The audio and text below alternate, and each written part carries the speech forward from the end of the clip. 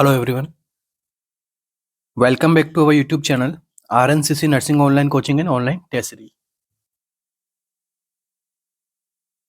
तो जैसा कि अपनी करंट क्लासेस चलती आ रही है एग्जाम को लेके, तो अभी रिसेंट में आपका जो एग्जाम है वो है MNS एग्जाम। इसके साथ ही जो BHU की वैकेंसीज आ रखी है और अपने अपकमिंग एग्जाम नोट सेट। तो अभी जो अपनी क्लासेस कंटिन्यू रहेगी वो रहेगी, फर्स्ट अपनी प्रायोरिटी रहेगी किसके लिए, जो MNS एग्जाम है उसके लिए। उसी के लेवल के जो हम यहाँ पे MCQ जो है यहाँ पे सोल्व करने वाले हैं। साथ में BHU के लिए भी क्लासेस इंपॉर्टेंट रहेगी और नोट सेट प्री के लिए भी इम्पोर्टेंट ये रहने वाली है।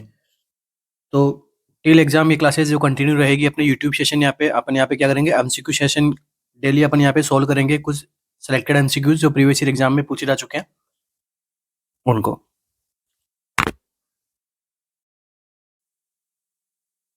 इसी के साथ ही आप सभी के लिए एक इम्पोर्टेंट इन्फॉर्मेशन कि आरएनसीसी नर्सिंग कोचिंग का जो ऑफिशियल ऐप है, ऐप का लोगो आपके सामने है।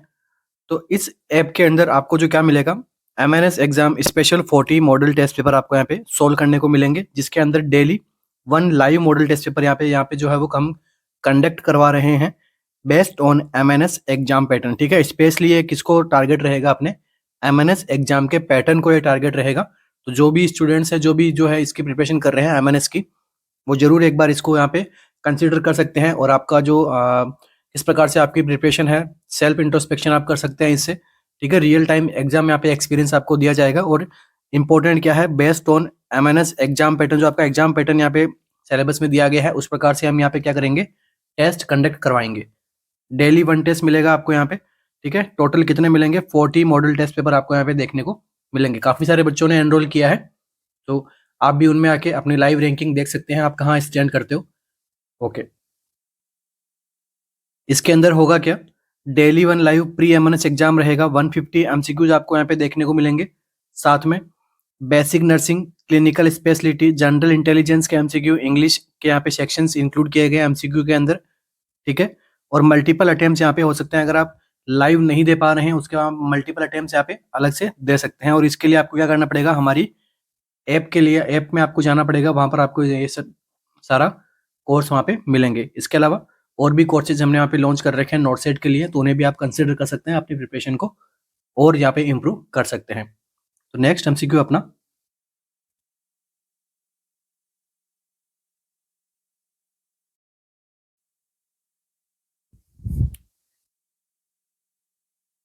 तो शुरू करते हैं आज के अपने सेशन को। सेशन में काफ़ी कॉमन MCQs रहेंगे अपने, जो प्रीवियस एग्जाम्स में पूछे जा चुके हैं। और लेवल जो है उनका क्या रहेगा, MNS का, और अपने जो राजस्थान CHO BHU के लेवल के MCQs रहेंगे, क्योंकि फिक्स MCQs कुछ बार बार जो रिपीट होते हैं, इस प्रकार के MCQ जो है हम आज यहाँ पे सोल्व करेंगे।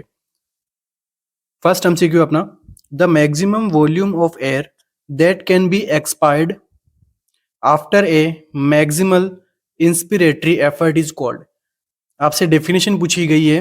डेफिनेशन में आपको यह बताया गया है कि maximum volume of air then can be expired, कितनी हम मैक्सिमम वॉल्यूम को एक्सपायर्ड कर सकते हैं लंग से after a maximal inspiratory effort. सबसे पहले हमने क्या किया, मैक्सिमल, अपन को जितना अपन मैक्सिमम इंस्पिरेशन कर सकते थे हमने किया।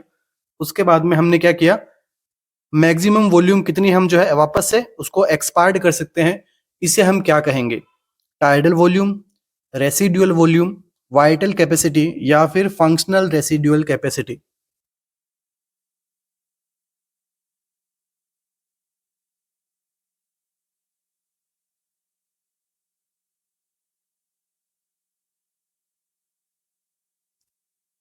देखो, ये जो MCQs हैं दिखने में काफी सिंपल लगते हैं, काफी इजी लगते हैं, मगर क्या होता है कि ज्यादा जो MCQ ज्यादा इजी रहता है वो गलत होने के चांसेस ज्यादा रहते हैं अपने। कई बार हम फास्ट जल्दी पढ़ लेते हैं, हाँ ये तो बहुत इजी है, हम डायरेक्ट अपने आंसर पे चले जाते हैं। तो आपको पता होना चाहिए इसका आंसर निकला कैसे, क्या किस प्रकार से। तो MCQs इंपॉर्टेंट है, रिपीटेड MCQ है, बार बार पूछे जाते हैं MCQs आपको। तो देखिए इसमें क्या आंसर अपना रहेगा। तो देखिए ये जो अपना MCQ का आंसर रहेगा वो रहेगा क्या, वाइटल कैपेसिटी। ठीक है, इसे हम क्या कहेंगे, वाइटल कैपेसिटी कहते हैं इसको अपन। कितने ml होती है वाइटल कैपेसिटी, ये भी आपको पता होना चाहिए, पूछा रहता है। तो 4800 ml अपनी क्या रहती है, वाइटल कैपेसिटी। तो इसको आपने किस प्रकार से कैलकुलेट किया, तो देखिए vital capacity is equal to tidal volume plus inspiratory reserve volume plus expiratory reserve volume, इसे हमने क्या कहा, वाइटल कैपेसिटी, जो कि कितना रहती है, 80% of TLC. Total lung capacity की कितनी रहती है, 80%। तो टोटल लंग कैपेसिटी जो होता है आपका कितना होता है, ये होता है 6000 ml। यहाँ पे क्या रहता है अपना total lung capacity. Total lung capacity क्या होती है, मैक्सिमम अमाउंट जो है वो लंग्स के अंदर कितनी फिल हो सकती है, उसे हम क्या बोलते हैं, टोटल लंग कैपेसिटी, जो कितनी होती है 6000 ml। एमसीक्यू बनता है इनकी कैपेसिटी से भी। इस प्रकार से वाइटल कैपेसिटी का पूछा गया है, इसकी भी डेफिनेशन आपको पूछी जा सकती है। इसके हमें नेक्स्ट देखिए क्या है, टाइडल वॉल्यूम, जिसे अपन टीवी के नाम से जानते हैं।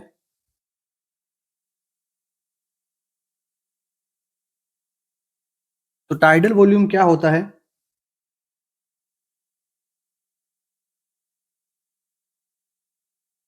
अमाउंट ऑफ एयर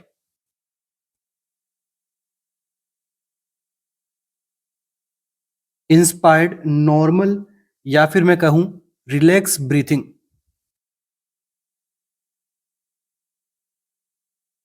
इसे हम क्या बोलते हैं, टाइडल वॉल्यूम। और कितना होती है टाइडल वॉल्यूम का लेवल, कितने ml होती है, आंसर निकलेगा आपका क्या, 500 ml तक।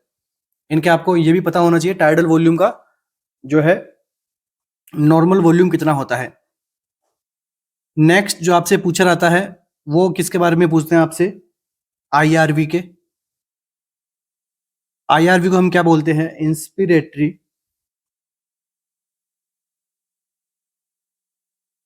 Reserve volume. क्या होता है इसके अंदर, तो देखो डेफिनेशन आपको हर किसी की पता होनी चाहिए। एडिशनल एयर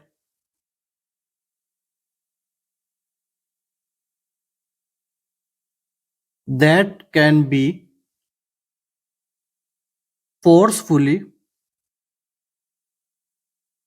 या फिर forcibly inhaled after the normal inspiration।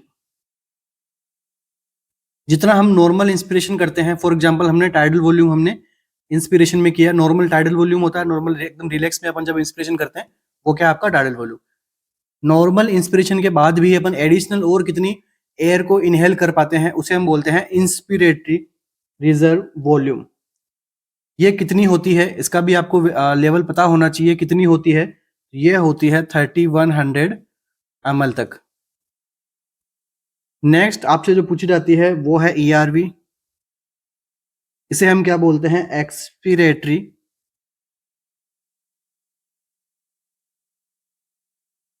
Reserve volume. Same अपना अपोजिट होगा इंस्पिरेटरी के। इसके अंदर तो हम क्या करते हैं, टाइडल वॉल्यूम के बाद में जितनी अपनी हम जो वॉल्यूम है वो फोर्सफुली अपन इंस्पायर कर सके, इसके अंदर क्या आएगा, forcefully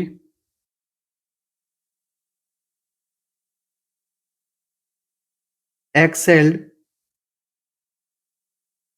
after the normal expiration, इसे हम क्या बोलते हैं, expiratory reserve volume. Normal expiration कितना रहेगा आपका, टाइडल वॉल्यूम वाला 500 ml के बाद में जितना अपन फोर्सफुली और ज्यादा हम एक्सपिरेट कर सकते हैं, तो उसका वैल्यू कितना होता है, 1200 ml।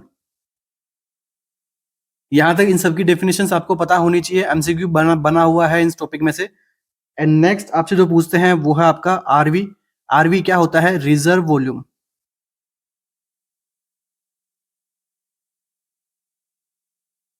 तो देखिए रिजर्व वॉल्यूम की क्या डेफिनेशन है, volume of air still remaining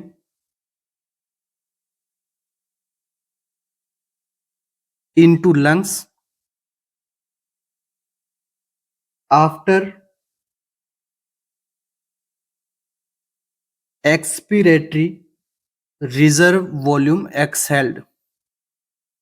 जितनी हमने ERV को अपन एक्सहेल्ड कर दिया, एक्सहेल्ड होने के बाद में भी कितनी नॉर्मल एयर अपने लंग्स के अंदर स्टिल रिमेन रहती है, इसे हम कहते हैं रिजर्व वॉल्यूम। और रिजर्व वॉल्यूम कितना रहता है? ये रहता है 1200 ml तक। तो ये जो हमने अभी डिस्कस किया है, ये किसके बारे में किया था? लंग्स के वॉल्यूम के बारे में। लंग्स के वॉल्यूम से जितने प्रकार के एमसीक्यू बन सकते हैं हमने यहाँ पे सोल्व किए हैं। लंग्स की कैपेसिटी से अलग एमसीक्यू बनते हैं, जितने फॉर एग्जांपल ये आपकी क्या हो गई? वाइटल कैपेसिटी हो गई। ठीक है, वाइटल कैपेसिटी में किसको हमने ऐड किया? टाइडल वॉल्यूम को, इंस्पिरेटरी रिजर्व वॉल्यूम को, एक्सपिरेटरी रिजर्व वॉल्यूम को, जो कि कितना होती है? टोटल लंग कैपेसिटी के 80% तक रहती है। टोटल लंग कैपेसिटी कितनी होती है? तो ये 6000 ml तक रहती है। नेक्स्ट एमसीक्यू अपना, hormone human chorionic gonadotropin can be detected in case of. ठीक है, जो आपका HCG जो हार्मोन होता है वो कौन कौन से केसेस में डिटेक्ट होता है? प्रेगनेंसी, हाइडिटिफॉर्म मोल, कोरियोकार्सिनोमा, या फिर all of the above. Hormone HCG can be detected in case of, कौन से केस में HCG हमें देखने को मिलता है?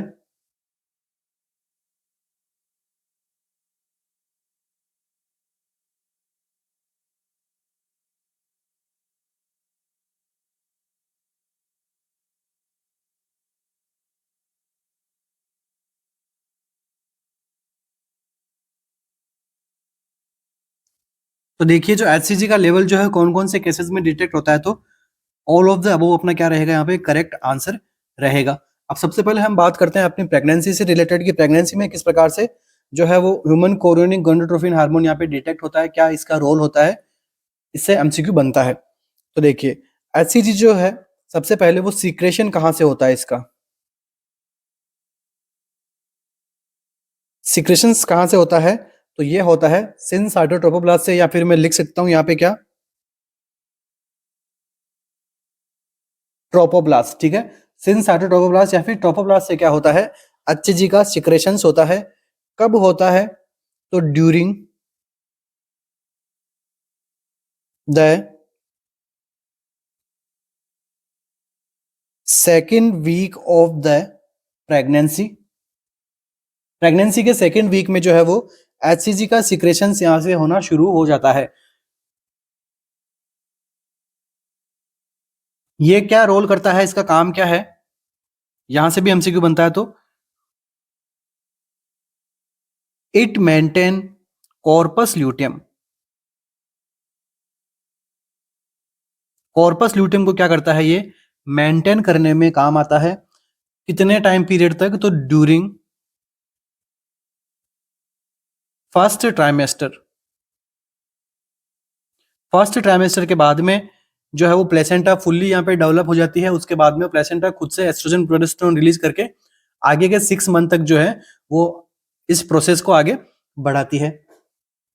Next, it responsible for positive pregnancy test. ठीक है, इसलिए जब जब अपन यूरिन प्रेगनेंसी टेस्ट करते हैं, देखो ब्लड के अंदर तो HCG का लेवल यूरिन प्रेगनेंसी से पहले आ जाएगा, मगर जब आप यूरिन प्रेगनेंसी टेस्ट करते हैं तो कब करना चाहिए? 10 to 14 डेज के आसपास में। ठीक है, जब कॉन्सेप्शन होने से फर्टिलाइजेशन के 10 to 14 डेज के आसपास में हमें क्या करना चाहिए? यूरिन प्रेगनेंसी टेस्ट करना चाहिए, क्योंकि ये यहाँ पे यूरिन में कब डिटेक्ट होता है? सेकेंड वीक ऑफ प्रेगनेंसी के आसपास में क्या रहता है? यूरिन के अंदर डिटेक्ट होता है। इसलिए इसीलिए जो है वो यूपीटी थोड़ा लेट करना चाहिए। बाकी अगर आपको उससे पहले डिटेक्ट करना है तो आप ब्लड के अंदर इसको डिटेक्ट कर सकते हैं। इसलिए जो है वो यूरिन प्रेगनेंसी टेस्ट यहाँ पे क्या आता है? पॉजिटिव आता है। इसी के साथ में HCG जो है वो और किसके लेवल को इंक्रीज करता है? थायराइड एंड पैराथायराइड को यहाँ पे जो है वो इसकी एक्टिविटी को क्या कर देता है? इंक्रीज करता है। तो ये हो गया अपना HCG प्रेगनेंसी से रिलेटेड। प्रेगनेंसी को मेंटेन करने में काम आता है। ठीक है, कॉर्पस ल्यूटियम को मेंटेन करने में काम आता है। कॉर्पस ल्यूटियम क्या क्या करती है? यहाँ से न्यूट्रिशन प्रोवाइड करती है अपने एम्ब्रियो को। ठीक है, फीटस को। ठीक है, एम्ब्रियो। तो इसके अलावा हम बात करते हैं अपन हाइडिटिफॉर्म मोल में। तो चलिए मैं यहाँ पे एक बार मेंशन कर देता हूँ पूरा नाम इसका।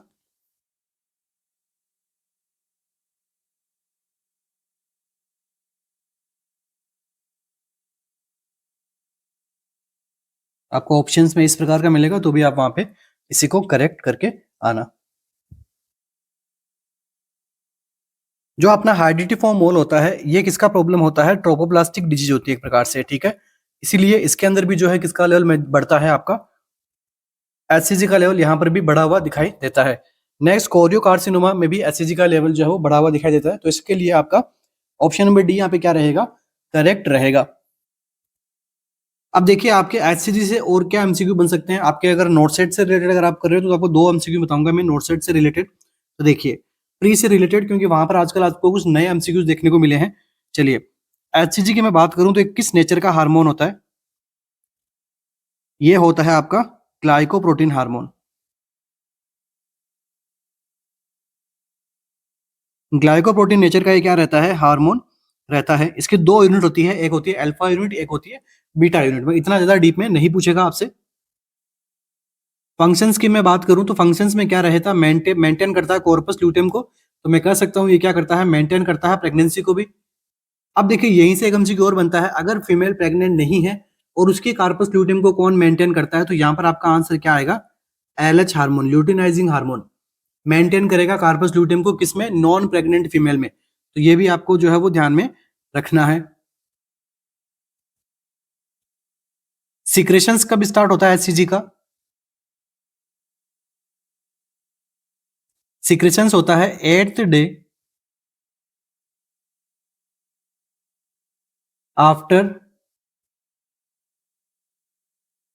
फर्टिलाइजेशन। क्या होता है? सिक्रेशन स्टार्ट होता है। तो इसके लिए ब्लड में सबसे पहले मिलेगा आपको, उसके बाद में यूरिन में आपको देखने को मिलेगा। इसलिए यूरिन प्रेगनेंसी टेस्ट थोड़ा 14 डेज के 10 to 14 डेज के बाद में ही अपन यहाँ पे प्रीफर करते हैं। नेक्स्ट एमसीक्यू आपके बनेगा यहीं से, after 10 week of pregnancy HCG level decrease and reach minimum level at 16 week of gestation. मतलब क्या है इसका? कि 10 वीक के बाद में जो है एचसीजी का लेवल वो क्या हो जाएगा? डिक्रीज होना शुरू होगा। और मिनिमम कितने टाइम पे पहुंचेगा? 16 वीक के आसपास में क्या हो जाएगा? एकदम मिनिमम हो जाएगा इसका लेवल, ठीक है। नेक्स्ट देखिए, और ये जो मिनिमम लेवल है इसका, ये कंप्लीट प्रेगनेंसी में मेंटेन रहेगा। मगर ये जो है डोमिनेट नहीं करेगा। डोमिनेट फिर कौन करेगा? किसका हार्मोन करेंगे? प्लेसेंटा के। जो मैंने आपको बताया 3 मंथ के बाद में 6 टू जो है नेक्स्ट 6 मंथ तक कौन डोमिनेट करती है? प्लेसेंटा। उसके पहले कौन डोमिनेट करता है? आपका कॉर्पस ल्यूटियम। एचसीजी वाले हार्मोन यहाँ पे प्रेगनेंसी को मेंटेन करते हैं। नेक्स्ट एमसीक्यू बनेगा यहाँ से, तो बनेगा HCG disappear.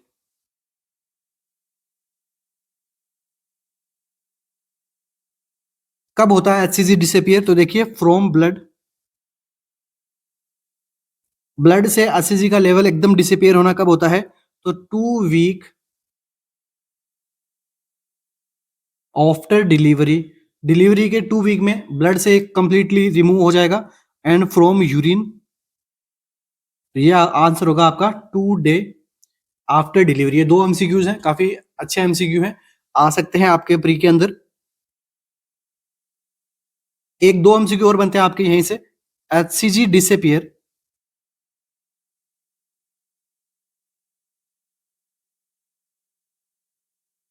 After abortion. After abortion जो है एचसीजी डिसअपियर कब होता है? तो यह आपका आंसर रहेगा 2 to 4 वीक्स में। और एचसीजी जो है कौन से टेस्ट में काम आता है? तो आपका triple test, quadruple test, down syndromes वगैरह आप पता लगाते हो, उनके अंदर भी एचसीजी का लेवल जो है वो हमें काम में आता है। आपने अब रिकॉल कर लिया होगा कि मैं कहाँ बात करना चाह रहा हूँ। जो ट्रिपल टेस्ट होते हैं, क्वाड्रिपल टेस्ट होते हैं, उनके अंदर हेल्प करता है कौन? डाउन सिंड्रोम की स्क्रीनिंग टेस्ट होते हैं दोनों ही। वहां पर भी एचसीजी के लेवल को हम यहाँ पे असेस करते हैं। चलिए नेक्स्ट एमसीक्यू, खूब सारे एमसीक्यू देख लिए हमने इसी एक ही एमसीक्यू में अपने।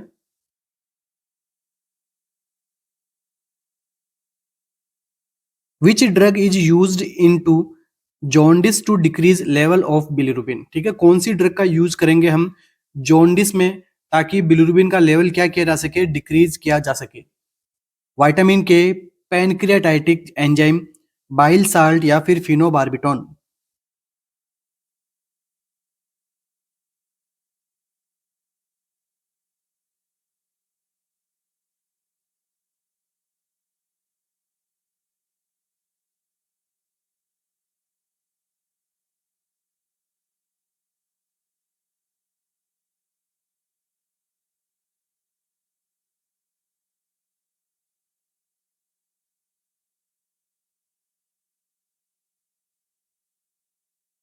तो देखिए जॉन्डिस के अंदर ऐसी कौन सी ड्रग जो बिलिरुबिन को डिक्रीज करने में काम में आएगी, तो यहाँ पे आपका आंसर जो रहेगा वो रहेगा फिनोबार्बिटोन।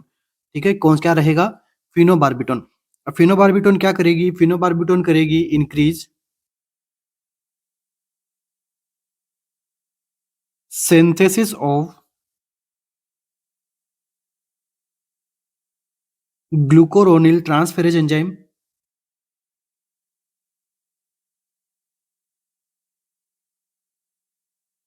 एंड एल्बुमिन प्रोटीन को, जो दोनों मिलके क्या करेंगे? Increase excretion of bilirubin. Bilirubin को दोनों मिलकर क्या कर देंगे? एक्सक्रिएट कर देंगे। इसलिए जॉन्डिस के अंदर जो है अपन क्या काम में लेते हैं? फिनोबार्बिटोन काम में लेते हैं। और जॉन्डिस के अंदर आपका जो है वो यूरिन कलर किस प्रकार का होता है? ये होता है डार्क येलो कलर।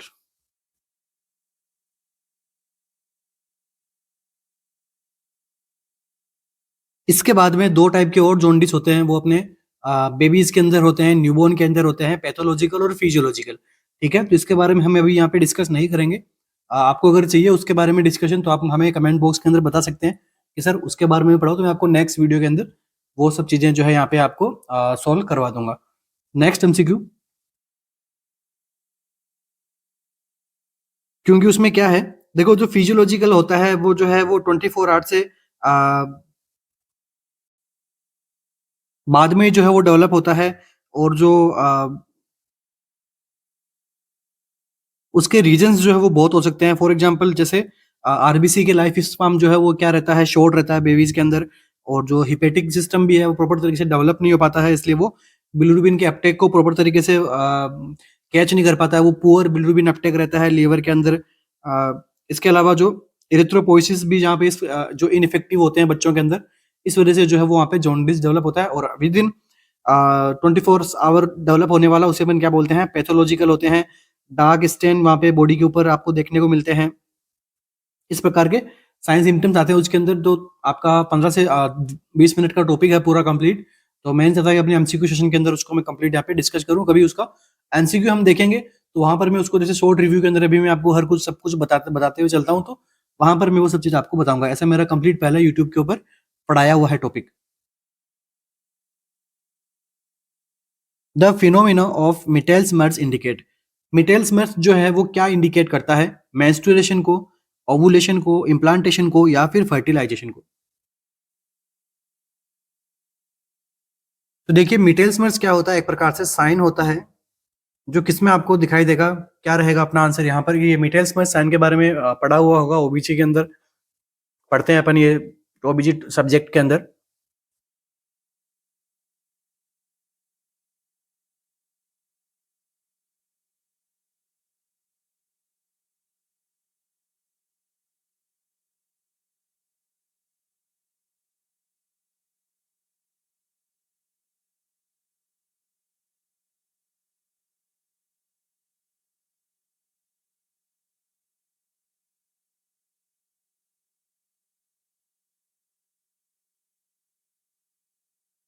तो देखिए मिटेल्स मर्स जो है वो कब देखने को मिलता है? ओवुलेशन के टाइम पे।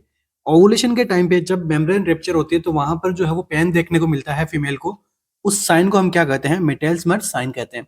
ठीक है, ये जो है कैसे होता है? तो वन साइडेड जो है वो ज्यादा फील होता है, क्योंकि एक साइकिल के अंदर एक ही ओवम रिलीज होता है। दो ओवेरीज होती है हमारे पास में, तो दो ओवेरीज में से एक बार में एक ओवेरीज से ओवम रिलीज होता है। ठीक है, तो वन साइड जो है वो ज्यादा देखने को मिलता है। फीमेल जो है वो एक साइड में पेन कंप्लेन करती है। ठीक है, during the time of ovulation. Menstruation की जो ओवुलेशन फेज होती है वहां पर जो है आपको मिटेल्स मर्ज साइन देखने को मिलता है। इसके अंदर होता क्या है, तो फीमेल कंप्लेंट करती है इसकी पेन की, और पेन का नेचर भी कैसा रहता है, साइक्लिक। वो मंथ में कुछ एक दिन ऐसा होगा जब वो आपसे कंप्लेंट करेगी कि मुझे जो है वो एवरी 16th ऑफ डेट को यहाँ पे क्या होता है, पेन होता है, जो हो सकता है कि 16 टू 17 2 डेज के लिए वो कंटिन्यू रहता है। जनरली ये कितना कुछ हार्स के अंदर ही जो है वो सबसाइड हो जाता है, मगर ये 1 to 2 डेज तक भी वेरी कर सकता है अलग अलग फीमेल्स के अंदर। तो ये जो साइन होता है इसे अपन क्या बोलते हैं, Mittelschmerz sign. What reaction might occur due to tetanus vaccine. Tetanus की वैक्सीन लगाने से कौन सी रिएक्शन जो है वो अकर हो सकती है, febrile seizure, brachial neuritis, hypotonic या फिर एनसेफेलोपैथी।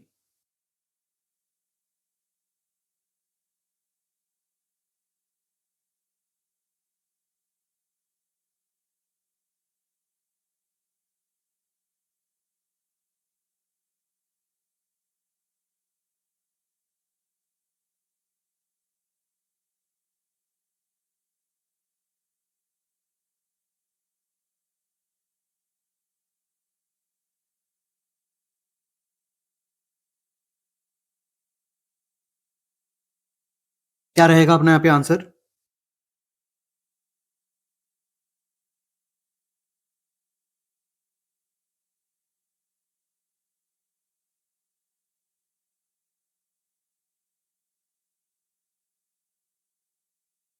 तो देखिए यहाँ पर जो टिटनेस की वैक्सीन लगाने से कौन सी रिएक्शन डेवलप हो सकती है, तो वो होती है ब्रेकियल न्यूराइटिस। तो देखो एमसीक्यूज काफी आपको इजी लग रहा है, मगर ये पूछा जाने वाला एमसीक्यू है, पूछा भी जाता है आपके एग्जाम्स के अंदर, सीएचओ एग्जाम्स के अंदर भी पूछते हैं, क्योंकि टिटनेस जो है वो काफी कॉमन वैक्सीनेशन जो होता है। ओके, एवरी प्रेग्नेंट फीमेल को यहाँ पे टिटनेस वैक्सीन लगता है। ठीक है, तो इसके लिए यहाँ पे जो है वो एमसीक्यू बनते हैं टिटनेस से, चाहे उसकी डोज से बने, चाहे प्रेगनेंसी में कब कब लगानी है, रिएक्शंस के बारे में, कहाँ लगती है, कितने एमएल रहते हैं, कितनी डोज लगती है, इस प्रकार के एमसीक्यू टिटनेस के बनते हैं। पहले की क्लासेस में मेरा यहाँ पे कंप्लीट पढ़ाया हुआ है टिटनेस, आप हमारी प्रीवियसली यूट्यूब क्लासेस को यहाँ पे जाके देख सकते हैं। ओके, क्योंकि मैं देख रहा हूँ कि आप जो है वीडियो देख के जा रहे हो, कमेंट्स नहीं कर रहे हो, आपके कोई डाउट्स यहाँ पे नहीं हो रहे। ठीक है, तो मैं चाहता हूँ कि आप मुझे थोड़ा बताएं कि आपको क्या क्या टॉपिक पढ़ने हैं। सपोज जैसे मैंने इससे पहले फिजियोलॉजिकल जॉन्डिस, पैथोलॉजिकल जॉन्डिस के बारे में नहीं पढ़ाया, क्योंकि वो टॉपिक वहाँ पे पढ़ाता तो मैं काफी ज्यादा लंबा हो जाता है। मगर आपको वो क्लियर नहीं है तो आप जरूर मुझे कमेंट्स के अंदर बता सकते हैं। टेटनस का अभी मैं ज्यादा टच में नहीं कर रहा हूँ, मैं इस एमसीक्यू का आंसर दूंगा। बैक्टीरिया जो है वो ब्रेकियल न्यूराइटिस यहाँ पर होता है रिएक्शन के अंदर। तो ब्रेकियल न्यूराइटिस में क्या होता है, जब टेटनस के शॉट लगते हैं तो यहाँ पे शोल्डर के पास में क्या होता है, पेशेंट को पेन होता है, जो है वो 48 आवर्स तक जो है वो कंटिन्यू पेन रह सकता है। ठीक है, उसके बाद में क्या देखने को मिल सकता है वहां पर, और यहाँ पर जो है वो पेशेंट को क्या देखने को मिलती है, वीकनेस देखने को मिलती है।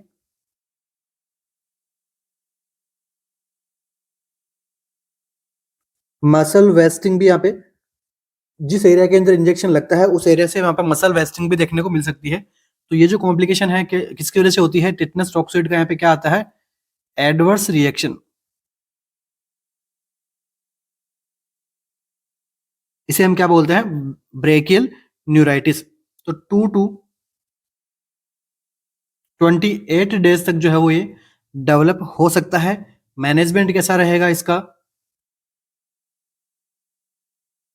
सिम्टोमेटिक। ठीक है, यहाँ पे क्या करेंगे हम, सिम्टोमेटिक मैनेजमेंट यहाँ पर करते हैं।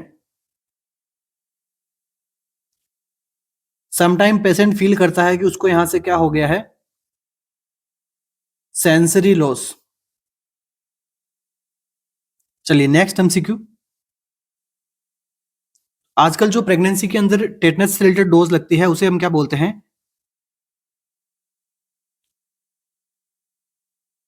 Tetanus toxoid.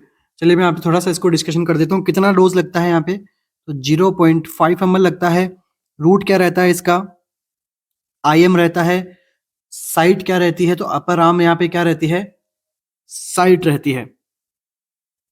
तो देखिए टिटनस टॉक्सोइड के अंदर जो है वो हम क्या क्या यहाँ पे काम में लेते हैं, टिटनस इम्यूनाइजेशन में टिटनस टॉक्सोइड के साथ में हमेशा क्या लगाया जाता है, डिप्थीरिया टॉक्सोइड। ठीक है, टिटनेस के साथ में डिप्थीरिया का भी यहाँ पे जो है वो कंटिन्यू इंजेक्शन वैक्सीनेशन कर सकते हैं हम। नेक्स्ट देखिए यहाँ पे प्रेगनेंसी से रिलेटेड क्या एमसीक्यू बनेगा। तो देखिए फर्स्ट डोज प्रेगनेंसी की बात कर रहा हूं मैं।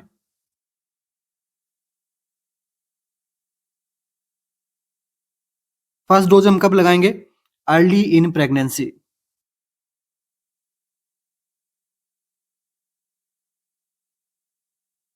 प्रेगनेंसी के अर्ली टाइम में लगाएंगे या फिर फर्स्ट विजिट पे लगाएंगे, दोनों ही आपके आंसर यहाँ पे सही है। ठीक है, ऑप्शंस में देख लेना, जो भी आपको आंसर मिले करेक्ट करके आ जाना। सेकंड डोज, सेकंड डोज कब लगेगी? तो सेकंड डोज लगेगी आफ्टर 4 वीक। ठीक है, फर्स्ट डोज के 4 वीक के बाद में क्या लगेगी? Second dose. अब देखिए हमें फर्स्ट डोज सेकंड डोज को ना लिख के मैं इसको ऐसे भी लिख सकता हूं, TD1 TD2। ठीक है, टी से टिटनेस, डी से डिप्थीरिया। इस प्रकार से भी आपको एमसीक्यू देखने को मिल सकते हैं। इसके बाद में इसकी एक और डोज लगती है, इसे हम क्या कहते हैं? TD booster.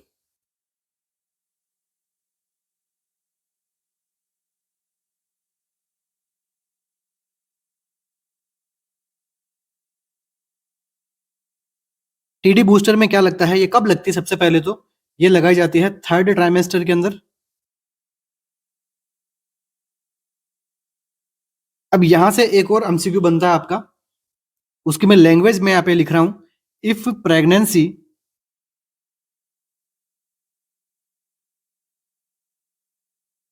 occurs within 3 years of last pregnancy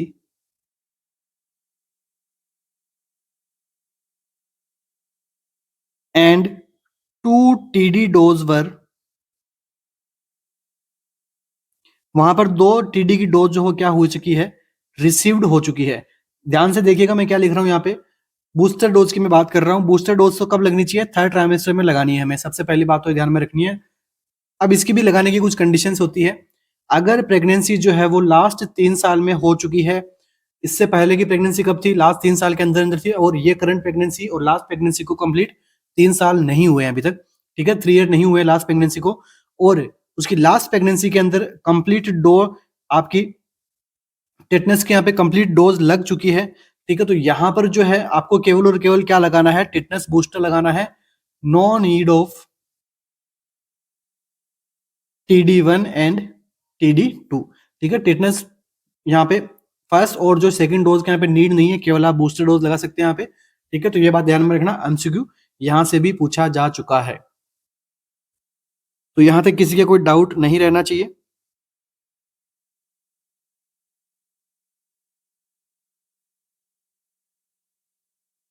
अब आप में से कुछ के यहाँ पे डाउट्स होंगे कि सर यहाँ पे तो मदर को जो है वो टिटनेस का लगाते हैं, डिप्थीरिया का क्यों लगाते हैं? ठीक है, तो डब्ल्यूएचओ ने जो करंटली क्या किया है, डब्ल्यूएचओ ने क्या कर दिया है, रिकमेंड किया है यहाँ पर टेटनस को एंड डिप्थीरिया की टॉक्सिन्स को, टॉक्सोइड को, सॉरी, डिप्थीरिया के टॉक्सोइड्स को यहाँ पे दोनों को कंप्लीट साथ में लगा सकते हैं अपन, किसके लिए? प्रेग्नेंट फीमेल को। इसलिए आपका जो यहाँ पे आंसर क्या रहेगा? आंसर मींस आपका जो है वो कंप्लीट, इसलिए मैंने आपको दोनों बताए हैं। TD, TD means diphtheria, T से टिटनेस और डी से diphtheria.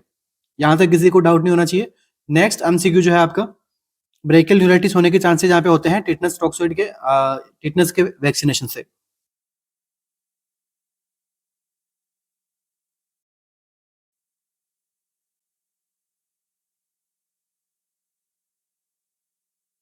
पेप्समियर screening is an example of. ठीक है, पेप्समियर जो है एक प्रकार का स्क्रीनिंग टेस्ट होता है, वो किसका एग्जाम्पल है? Primordial prevention, primary prevention, secondary prevention या फिर टर्सरी प्रिवेंशन?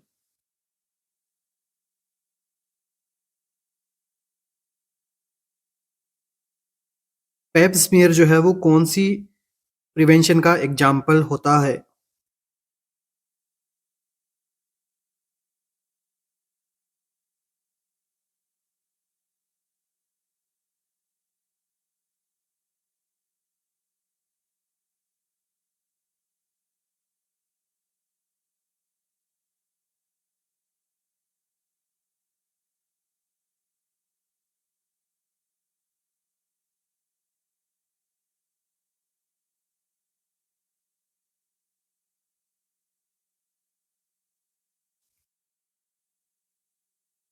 तो देखिए जो पेप स्मीयर टेस्ट होता है, कंप्लीट नेम इसका क्या होता है, पेपेनेकोलाउ स्मीयर। ठीक है, जो पेपेनेकोला स्मीयर है या फिर पेप स्मीयर है, तो एक प्रकार से क्या है, स्क्रीनिंग टेस्ट है।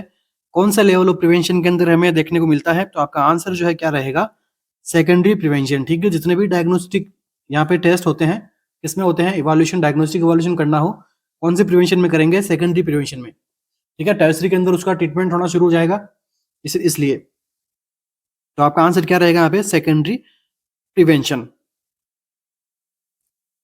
चलिए, कब कब करवाना होता है पेप स्मीयर स्क्रीनिंग टेस्ट, तो देखिए पेप स्मीयर जो है कब करना चाहिए, तो 21 ईयर की एज से जो है वो यहाँ से स्टार्ट होना चाहिए। किसके लिए करते हैं, for cervical cancer screening.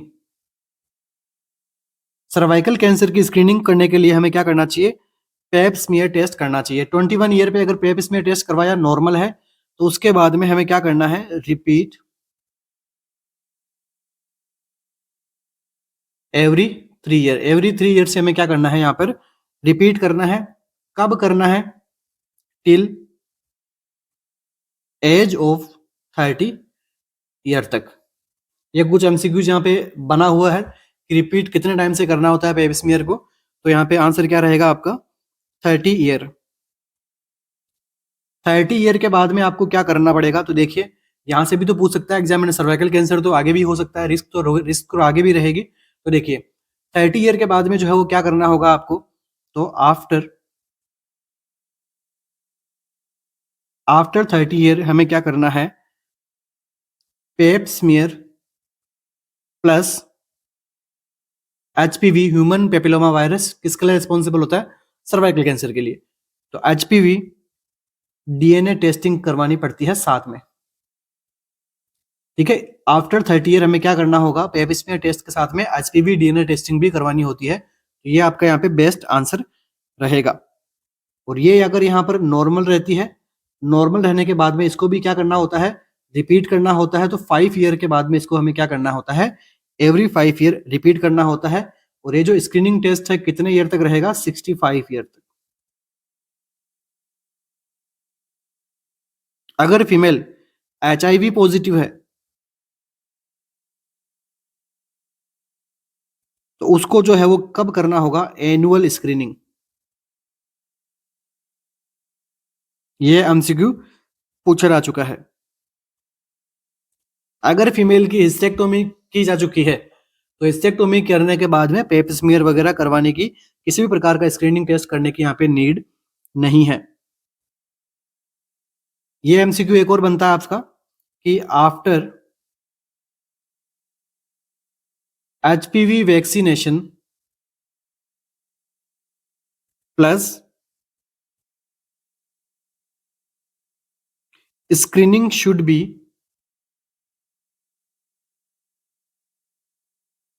Continue as usual. अगर आपने एचपीवी की वैक्सीनेशन भी करवा लिया है, फिर भी आपको जो है वो स्क्रीनिंग जो है वो कंटिन्यू रखना पड़ेगा। नेक्स्ट एमसीक्यू देखिए कहां से, सर्वाइकल कैंसर से।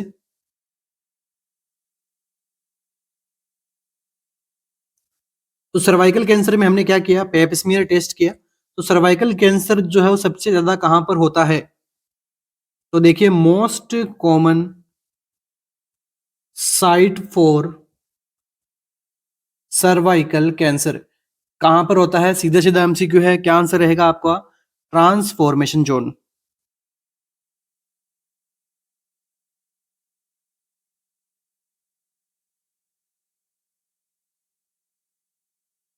ठीक है, ट्रांसफॉर्मेशन जोन में क्या सबसे ज्यादा चांसेस रहती है सर्वाइकल कैंसर होने की, इसीलिए ट्रांसफॉर्मेशन जोन से हम क्या करते हैं, सैंपल कलेक्ट करते हैं पेप स्मीयर का।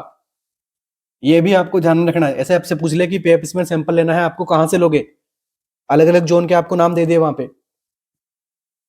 आंसर क्या रहेगा आपका, ट्रांसफॉर्मिंग जोन। ठीक है, ट्रांसफॉर्मिंग जोन, ट्रांसफॉर्मेशन जोन यहाँ पे आंसर रहेगा इसका। क्यों रहेगा, क्योंकि यहीं से मोस्ट कॉमन रिस्क होती है सर्वाइकल कैंसर होने की। नेक्स्ट एमसीक्यू यहीं से, ट्रांसफॉर्मेशन जोन होता कहां पे है, आपको नहीं पता है ट्रांसफॉर्मेशन जोन कहां पे है, तो अब आपको सर्वाइकल स्क्रीनिंग करने के लिए आपको बोल दिया है तो आप कहाँ से करोगे, आपको नहीं आइडिया ट्रांसफॉर्मिंग जोन कहाँ होता है। और एमसीक्यू में पूछ लिया कि इमेज देके पूछ लिया आपसे कि ट्रांसफॉर्मेशन जोन कहाँ पे होता है, तो ये होता है नियर एक्सटर्नल ओएस के। तो ये भी आप ध्यान में रखना, ट्रांसफॉर्मेशन जोन कहाँ पे होते हैं, नियर एक्सटर्नल ओएस से। और यहीं से आपको क्या करना होता है, सैंपल कलेक्ट करना होता है, किसका, पेप स्मीयर का। आगे आपको समझ में अच्छे से, ओके। कौन सा इंस्ट्रूमेंट की मदद से आप ये सैंपल कलेक्ट करोगे, तो यहां पर आपका आंसर क्या रहेगा, आरीज स्पेटुला।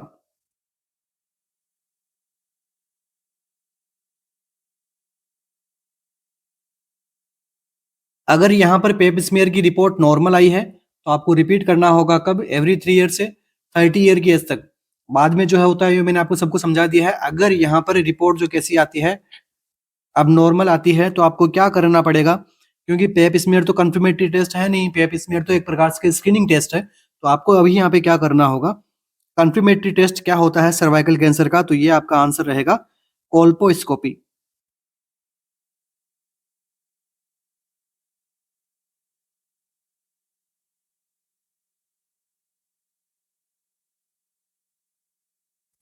ठीक है, इसके अंदर हम क्या करेंगे, स्कोपी की मदद से हम क्या करेंगे, यहाँ से बायोप्सी सैंपल कलेक्ट करेंगे, फिर हम यहाँ पे देखेंगे। ठीक है, कोल्पोस्कोपी में क्या करेंगे हम, डायरेक्ट बायोप्सी। प्लीज आप हैंड राइटिंग की कमेंट्स ना कीजिएगा कि हैंड राइटिंग अच्छी कीजिए, क्योंकि हमारा क्या एमसीक्यू सेशन है। यहाँ पर जो आपको मैं जो बोल रहा हूँ उस पर ज्यादा फोकस करना चाहिए, क्योंकि सब कुछ मैं यहाँ पे नहीं लिख सकता। मैंने यहाँ पे मेरी कोशिश की है बेस्ट से बेस्ट हैंड राइटिंग यहाँ पे मेंटेन करने की।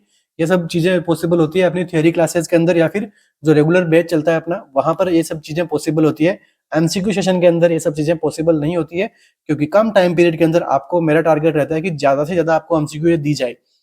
और ऐसे एमसीक्यू नहीं जो एग्जाम में पूछे जा चुके हैं एमसीक्यूज, वही एमसीक्यू हम आपको बता रहे हैं, क्योंकि हम सारी सिलेक्टेड फैकल्टी है। ठीक है, हमें पता है कि एमसीक्यू कहाँ से बनता है, किस प्रकार का बनता है। और हम भी आपके साथ में बैठ के एग्जाम्स देते हैं, तो हमें पता होता है कि एग्जाम का पैटर्न जो है, एग्जामिनर क्या सोच रखता है। हम उसी प्रकार से एमसीक्यू आपके सामने लेके आते हैं। अब देखिए, ये एमसीक्यू एकदम इजी एमसीक्यू है, हर कोई बता सकता है। मगर इतने सारे जो एमसीक्यू मैंने आपको यहाँ पे डिस्कशन के अंदर बताए हैं, ये चीजें जो है, इसके एडिशनल जो आजकल जो पूछी जाती है आपको एग्जाम के अंदर, वो ये चीजें हैं। और ये अगर पूछ लेंगे तो ये तो अब मैंने आपको सोल्व करवा दिया है, और इससे रिलेटेड अगर एमसीक्यू बनेंगे तो फिर आप आराम से सोल्व कर सकते हो। तो प्लीज आप हैंड राइटिंग की यहाँ पे कंप्लेंट ना कीजिए। होता है किसी किसी के कि सर अच्छे से विजुअलाइजेशन नहीं हो रहा, तो प्रॉपर तरीके से हेडफोन्स लगा के बैठिए। ठीक है, एचडी के अंदर वीडियो प्ले कीजिए, थोड़ा सा नेट लगेगा आपका, बिल्कुल। लाइब्रेरी ज्वाइन कर लीजिए, वहां पे वाईफाई में फ्री नेट रहता है आपका। ठीक है, तो वीडियो को आप स्लो में आराम से देखिए, आपको एक एक चीज समझ में आएगी। मेरे मैं जो बोल रहा हूँ उस पर भी कंसंट्रेट करके रखिएगा। और फिर भी ना आए तो हम इसको मॉडिफाई और ज्यादा, मैं इसको अच्छा बनाने की कोशिश करूंगा। नेक्स्ट एमसीक्यू, एचपीवी वैक्सीन लगानी है। ठीक है, कौन सी लगानी है, गार्डसिल। ठीक है, ये सारी वैक्सीन यहाँ पे लगती है। गार्डसिल्स का नहीं पता है तो आप कमेंट्स के अंदर मुझे बताइए, कोशिश करूंगा नेक्स्ट वीडियो के अंदर आपको समझाने के लिए। तो यहां तक किसी के कोई डाउट नहीं रहना चाहिए। Inflammation of mucous membrane of the teeth is called, mucous membrane, जो टीथ की म्यूकस मेम्ब्रेन का इन्फ्लामेशन होना क्या कहलाता है।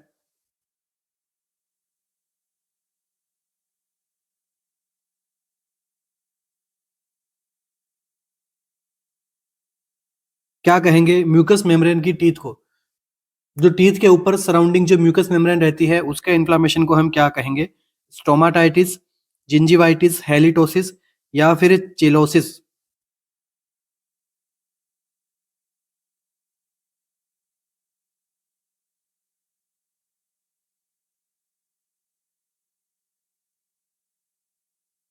तो देखिए यहां पर जो आपका आंसर रहेगा वो रहेगा जिंजिवाइटिस। ठीक है, इसे हम क्या कहते हैं, gingivitis, inflammation of the gums, inflammation of the gums. Next देखिए हेलिटोसिस, तो हेलिटोसिस को हम क्या बोलते हैं, offensive order.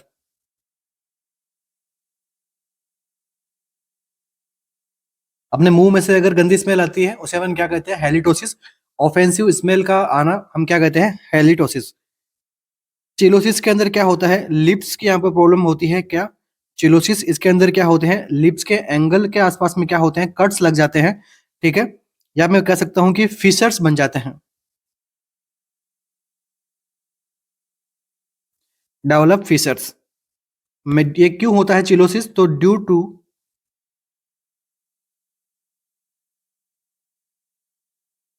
Deficiency of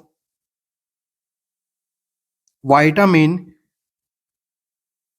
B complex. और यहां पर भी आपसे स्पेशली अगर पूछे तो क्या बता सकते हो? राइबोफ्लेविन।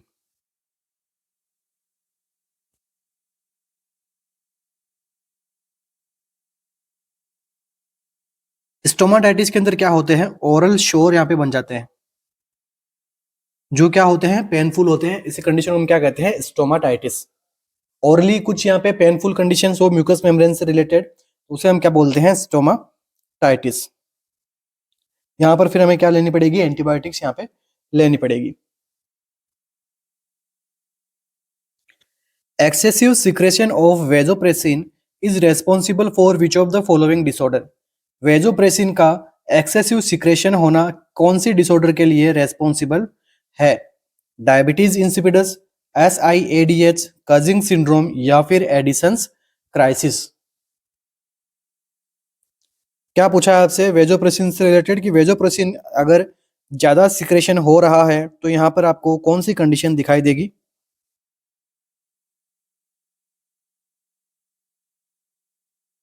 तो देखिए यहाँ पर जो आंसर करेक्ट रहेगा वो रहेगा SIADH, क्योंकि SIADH के अंदर क्या देखने को मिलता है? इंक्रीज देखने को मिलता है एंटी डायूरेटिक हार्मोन का। जब एंटी डायूरेटिक मतलब डायूरेटिक के अगेंस्ट काम करने वाला हार्मोन, जब यहाँ पर क्या होगा? एंटी डायूरेटिक हार्मोन की यहाँ पे अधिकता देखने को मिलेगी, तो यहाँ पे क्या देखने को मिलेगा? Hyponatraemia.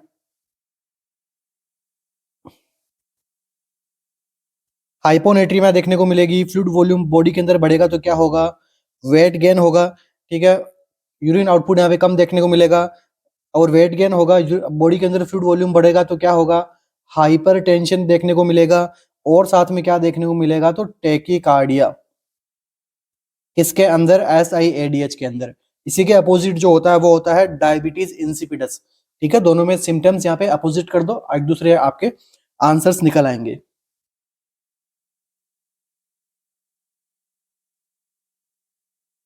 When assessing a patient in the early stage of cirrhosis of liver, what sign would you anticipated? Early stage होती है सिरोसिस ऑफ लीवर की या फिर लीवर सिरोसिस की, तो कौन सा साइन हमें एंटिसिपेट करना होगा? कौन सा साइड यहाँ पे दिखाई देगा? Early stage of liver cirrhosis, jaundice, anorexia, peripheral oedema या फिर असाइटिस।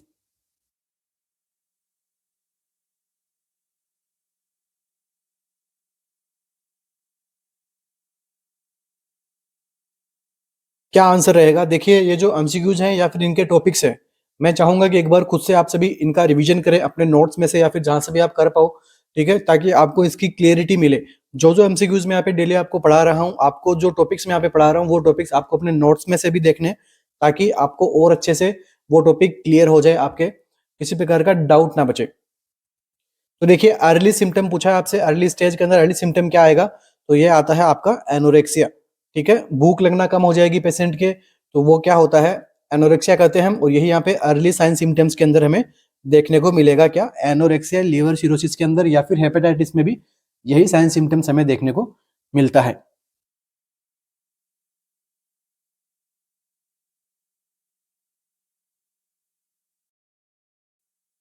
तो thank you so much guys, बने रहने के लिए। मिलते हैं अपने नेक्स्ट सेशन में, जिसमें अगेन हम प्रीवियस ईयर एमसीक्यू सॉल्व करेंगे एमएनएस से रिलेटेड, ठीक है? और साथ में क्लासेज जो है वो बीएचयू नोट सेट के लिए भी इंपॉर्टेंट है। तो ऐसा नहीं है कि जो स्टूडेंट्स नोट सेट के लिए प्रिपरेशन कर रहा है उसके लिए क्लासेज इंपॉर्टेंट नहीं है, सबके लिए इंपॉर्टेंट है। मगर टारगेट अपना सबसे पहला जो वैकेंसी है उसको हम कर रहे हैं एमएनएस को लेके, ठीक है? तो थैंक यू सो मच, बने रहने के लिए। मिलते हैं अपने नेक्स्ट सेशन के अंदर। तब तक पढ़ते रहिए, आगे बढ़ते रहिए और डेली एमसीक्यू सोल्व कीजिए। Thank you so much.